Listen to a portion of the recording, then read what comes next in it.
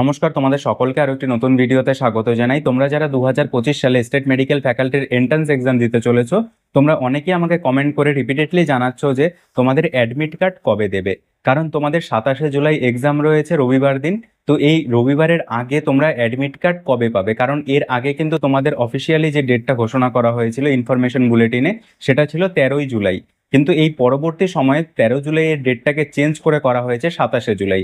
যখন 13ই জুলাই ডেটটা ঘোষণা করা হয়েছিল, তখন তারই সঙ্গে কিন্তু অ্যাডমিট কার্ড কবে দেবে সেটাও বলে দেওয়া হয়েছিল যে তোমাদের অ্যাডমিট কার্ড দেওয়া হবে 8ই জুলাই। কিন্তু পরবর্তী সময়ে যে ডেটটা চেঞ্জ করে 13 জুলাইয়ের পরিবর্তে 27 জুলাই করা হয়েছে, তো সেই নোটিফিকেশনে কিন্তু বলা হয়নি যে তোমাদের অ্যাডমিট কার্ডটা ঠিক কবে দেবে। তো আশা করা যায় আজ আমি ভিডিওটা করছি 19শে জুলাই, শনিবার দিন। তো এই শনিবার দিন তোমরা যারা যারা ভিডিওটি দেখছো, তোমরা মাথায় রেখে দাও যে তোমাদের সোমবারের পরে তোমাদের অ্যাডমিট কার্ড তোমরা হাতে পেয়ে যাবে। অর্থাৎ পরীক্ষার 5 দিন আগে কিন্তু তোমাদের অ্যাডমিট কার্ড দিয়ে দেওয়া হবে।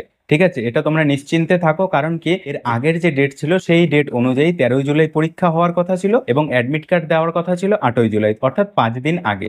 তো এবার যদি এই 27শে জুলাই পরীক্ষা হয়, 5 দিন আগে যদি অ্যাডমিট কার্ড দেয়, তাহলে সেটা হবে 22শে জুলাই বা 21শে জুলাই। 21শে জুলাই সোমবার পড়ছে, শনি রবি তো দুদিন অফিসিয়াল ছুটি। তো সোমবার বা মঙ্গলবার, এই সোমবার বা মঙ্গলবারের মধ্যে কিন্তু তোমরা তোমাদের অ্যাডমিট কার্ড পেয়ে যাবে। অর্থাৎ 21 থেকে 22 তারিখের মধ্যে তোমরা অ্যাডমিট কার্ড পেয়ে যাবে। যদি না হয় 21-22-এর মধ্যে, তাহলে 23 তারিখে কিন্তু একদম কনফার্ম যে তোমরা তোমাদের অ্যাডমিট কার্ড ডাউনলোড করতে পারবে। এবং তোমাদের এক্সামটা হবে 27শে জুলাই রবিবার।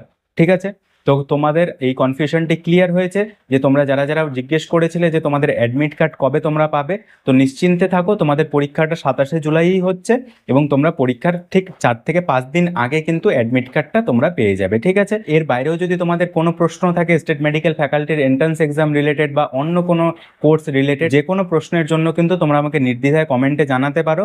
বেশ কয়েকদিন তোমাদেরকে ভিডিও দিতে পারিনি, সেজন্য দুঃখিত।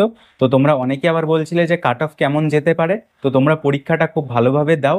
আমি এটাই আশা করব যে তোমাদের সবার পরীক্ষাটা যেন ভালোভাবে হয়। কারণ খুব একটা দিন কিন্তু নেই, মাত্র 5 থেকে 7 দিন সময় রয়েছে হাতে। এই 7-8 দিন তোমরা কিন্তু একটু ভালোভাবে পড়াশোনাটা করো, এখন কাট অফের চিন্তাটা করো না।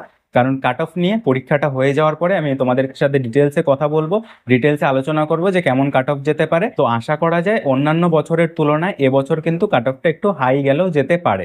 কারণ কি, যে জেনপাস ইউজি যেহেতু এখনো হয়নি, তো অনেক জেনপাস ইউজির অ্যাসপিরেন্টরাও কিন্তু এই এন্ট্রান্স এক্সামটায় বসবে এবং অনেকেই ফর্ম ফিল আপ করেছে।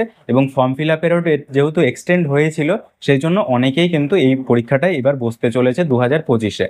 তো চলো, আজকের ভিডিওটা এখানেই শেষ করছি। যে কোনো প্রশ্ন থাকলে অবশ্যই কমেন্টে জানাবে। তোমাদের কমেন্টে রিপ্লাই দেওয়ার জন্য আমি সবসময় প্রস্তুত আছি। দেখা হচ্ছে একটা নতুন ভিডিওতে। Thank you.